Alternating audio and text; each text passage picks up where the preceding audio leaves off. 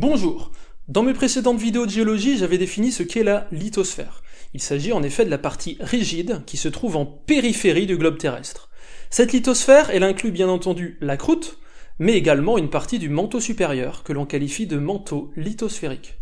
Et cette lithosphère est fragmentée en différentes plaques, qui bougent les unes par rapport aux autres, à cause des mouvements de convection de l'asténosphère ductile qui se trouve juste en dessous.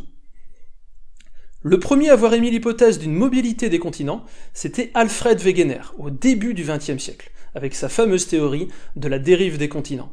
Mais à l'époque, il est un peu passé pour un farfelu et la communauté scientifique ne l'avait pas du tout suivi. En vérité, il a fallu attendre jusqu'aux années 60 pour que cette mobilité soit vraiment démontrée. C'est-à-dire bien après la mort de Wegener lui-même.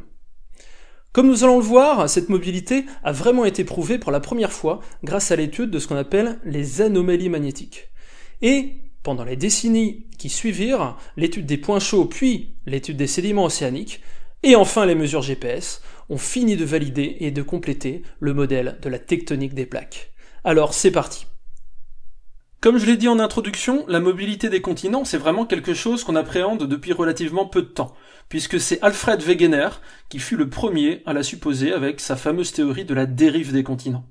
Il avait des arguments, comme par exemple la complémentarité de forme des différents contours de continents, mais ça n'a pas suffi à l'époque pour convaincre la communauté scientifique. La véritable preuve de la mobilité lithosphérique, elle a été trouvée en fait grâce à l'étude du champ magnétique terrestre dans les années 60. Alors en fait, on sait depuis très longtemps que la Terre émet un champ magnétique. Ce champ magnétique est bipolaire, avec un pôle magnétique sud, qui se trouve au pôle nord, et un pôle magnétique nord, qui se trouve au pôle sud. Ce champ magnétique exerce une force sur les objets chargés électriquement. Et cette force, elle s'exerce toujours dans le sens des lignes de champ qui relient les deux pôles magnétiques. C'est notamment cette force magnétique là, qui permet à l'aiguille des boussoles d'indiquer le nord. Au début des années 60, on commence à mettre au point des magnétomètres capables de mesurer avec une grande précision les champs magnétiques. Et c'est grâce à cet instrument de mesure qu'on a détecté du coup la présence d'anomalies dans le champ magnétique terrestre au niveau des océans. Imaginez un magnétomètre embarqué dans ce navire.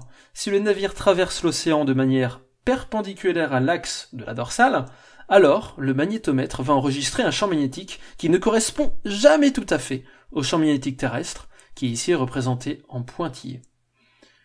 Ou bien le champ magnétique mesuré est légèrement plus élevé, dans ces cas-là on a une anomalie positive, ou bien il est légèrement plus faible, et dans ce cas on a une anomalie négative. Et ces anomalies magnétiques sont symétriques par rapport à l'axe de la dorsale. En carte, ça donne ça, avec en noir les zones d'anomalie positive et en blanc les zones d'anomalie négative. On obtient donc une espèce de peau de zèbre là, avec des rayures noires et des rayures blanches symétriques à l'axe de la dorsale. Alors, d'où viennent ces anomalies ? En fait, ces anomalies, elles sont là parce qu'il y a un autre champ magnétique qui se superpose au champ magnétique terrestre. En effet, si on a deux champs magnétiques qui sont orientés dans le même sens, alors leurs intensités vont s'additionner.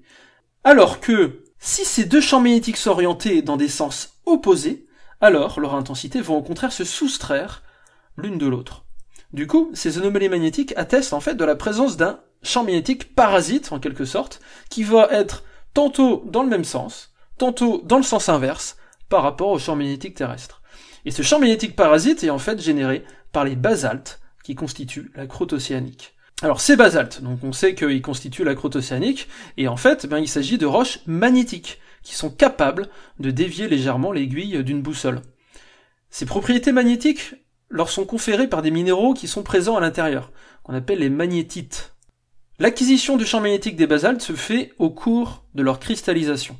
Au moment du refroidissement, lorsque la température devient inférieure à une certaine température qu'on appelle la température de Curie, qui est en fait de 580 degrés, alors les champs magnétiques de toutes les magnétites s'alignent sur le champ magnétique environnant.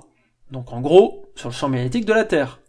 Ainsi, les basaltes sont en fait capables d'enregistrer le champ magnétique qui est présent au moment de leur formation, de leur cristallisation. Donc on parle alors de paléomagnétisme. Et on dit donc que les basaltes présentent un champ magnétique fossile. Et la subtilité, c'est que le champ magnétique s'est inversé plein de fois au cours de l'histoire de la Terre. À certaines époques, il était identique au nôtre, donc on parle de période normale, alors qu'à d'autres, il était dans le sens opposé. On parle alors de période inverse. À partir de là, on a deux cas de figure. Ou bien, le basalte cristallise pendant une période normale. Dans ce cas, il va enregistrer un champ magnétique qui est dans le même sens que le champ magnétique actuel, ce qui fait qu'il va s'additionner au champ magnétique terrestre. On aura alors une anomalie positive. Ou bien le basalte cristallise pendant une période inverse. Dans ce cas, il va enregistrer un champ magnétique qui sera orienté dans le sens inverse par rapport à l'actuel, ce qui fait qu'il va se soustraire au champ magnétique terrestre. On aura alors une anomalie négative. Alors, vous allez me dire, quel rapport avec la mobilité des plaques? Eh bien, le rapport le voilà. Sur cette carte magnétique de l'océan Atlantique, les basaltes situés sur les anomalies positives n'ont donc forcément pas le même âge que les basaltes qui sont situés sur les anomalies négatives, parce que forcément ils ont cristallisé durant une période normale du coup pour les anomalies positives et inverse pour les anomalies négatives. Et vu la symétrie autour de l'axe de la dorsale, cela démontre que l'océan est en fait en expansion, et que donc les continents de part et d'autre de l'océan s'écartent progressivement avec le temps. Et en étudiant les dates des inversions magnétiques, on peut même calculer de façon assez simple la vitesse d'expansion océanique, qui est du coup environ de 2 cm par an au niveau de la dorsale atlantique, et d'environ 8 cm par an au niveau de la dorsale pacifique. Après la validation de la théorie de la tectonique des plaques, les géologues ont guetté d'autres indices du déplacement des plaques. Ils ont notamment détecté une conséquence de ces déplacements au niveau des archipels de points chauds. Alors, déjà un petit rappel de ce qu'est un point chaud. En fait, le volcanisme sur Terre, il est très majoritairement localisé au niveau des limites des plaques lithosphériques. Mais, dans certains cas, on peut aussi avoir du volcanisme intraplaque. Ce sont ces zones-là que l'on appelle points chauds. Ces points chauds correspondent à la remontée d'un panache de roches dans le manteau. Et lorsqu'ils sont dans l'océan, ils sont responsables d'édifices volcaniques suffisamment grands pour monter jusqu'à la surface et ainsi former des îles. C'est le cas de Hawaï, qui est un archipel de plusieurs îles volcaniques situées au beau milieu de l'océan Pacifique. Et lorsqu'on regarde un petit peu la géographie de cet archipel, on se rend compte que les îles et les hauts-fonds qui sont créés par le point chaud sont parfaitement alignés.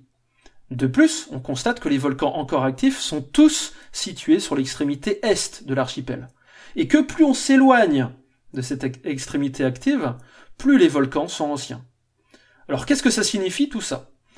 En fait, cette ligne volcanique-là s'est formée à cause du déplacement de la plaque lithosphérique au-dessus de la sténosphère. Les volcans se créent à l'aplomb du point chaud, mais s'éteignent lorsque la plaque se déplace pour laisser la place du coup à d'autres volcans situés plus à l'est, etc., etc., etc. Pour information, en général, plus le volcan vieillit, plus il va s'enfoncer et s'éroder. Donc en gros, si le volcan est récent, il y aura un fort relief, alors que s'il est plus vieux, il ne restera plus que le récif de corail qui dépassera de l'eau. Et donc on a ce qu'on appelle un atoll. En étudiant ces alignements, on peut aussi calculer une vitesse de déplacement. Il suffit d'avoir l'âge des volcans et leur distance par rapport à l'extrémité active. On met tout ça sur un graphique et on obtient une magnifique droite, et le coefficient directeur de cette droite correspond à la vitesse de déplacement de la plaque. Alors, attention quand même, car cette vitesse ne correspond pas exactement à la même chose que la vitesse que l'on peut calculer à partir des anomalies magnétiques, car c'est pas le même référentiel. Les anomalies magnétiques, elles nous permettent de calculer des vitesses d'ouverture océanique, c'est-à-dire des vitesses relatives d'écartement d'une plaque par rapport à une autre. Alors que les points chauds, eux, ils nous donnent accès à la vitesse absolue d'une plaque par rapport au manteau, parce que le point chaud est supposé fixe dans ce manteau. La mobilité lithosphérique a également des conséquences sur la géométrie des dépôts sédimentaires dans les océans. C'est à la fin des années 60, plus précisément entre 1968 et 1973, que les États-Unis lancent un vaste programme d'études de la croûte océanique. Un navire foreur est affrété, qui s'appelle le JOIDES Resolution, qui est capable quand même de faire des forages de plusieurs centaines de mètres sur une croûte qui est profonde de plusieurs kilomètres sous l'eau. Et donc grâce aux apports de ce programme, on s'est rendu compte que en fait on avait des variations assez importantes dans les sédiments, suivant là où on se trouvait par rapport à la dorsale. Les forages éloignés de l'axe de la dorsale ont mis en évidence des couches de sédiments qui sont épaisses, avec des âges qui pouvaient être très anciens, alors que les forages plus proches de l'axe ont trouvé des sédiments plus fins et plus récents. On peut bien sûr extrapoler les données de ces forages, et voici ce que l'on obtient. Et cette géométrie du coup particulière des dépôts sédimentaires, donc de part et d'autre de cette dorsale, peut s'expliquer aussi par l'expansion océanique, du coup. En effet, d'après ce modèle, plus la croûte est éloignée de la dorsale, plus elle est âgée, donc plus les sédiments sont épais, car du coup ils ont eu plus de temps pour se déposer. Et du coup, plus les sédiments au contact avec le plancher océanique, donc le basalte qui est au fond de l'eau, sont anciens. Grâce à l'étude de ces sédiments, on peut carrément reconstituer, du coup, progressivement, l'ouverture de l'océan Atlantique en fonction du temps, et donc en fonction des différents dépôts de sédiments.